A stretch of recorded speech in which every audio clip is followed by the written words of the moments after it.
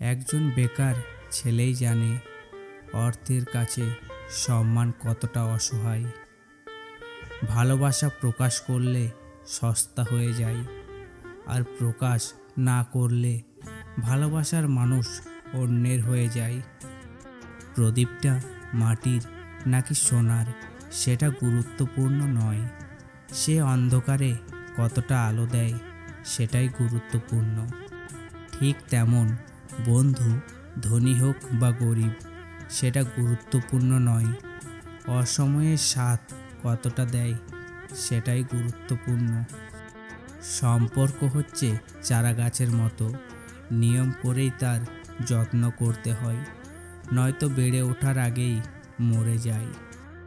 পৃথিবীর সবচেয়ে নরম জিনিস হচ্ছে মানুষের মন। এটা ভাঙতে কোনো পাথর বা হাতুড়ির প্রয়োজন হয় না, শুধু মুখের কয়েকটি অবহেলিত ভাষাই যথেষ্ট।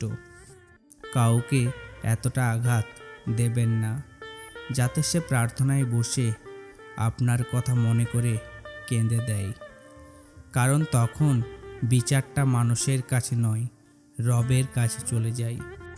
ডিপ্রেশন শুধু প্রেমের কারণেই হয় না, মাঝে মাঝে প্রিয় মানুষদের হারানোর ভয়ে, ফ্যামিলির চাপে, টাকা পয়সার চাপে, কেরিয়ারের চিন্তাতেও ডিপ্রেশন হয়। কাউকে যদি সত্যিকারের ভালোবাসো তাহলে হাজার ব্যস্ততার মাঝেও তাকে একটু সময় দিও।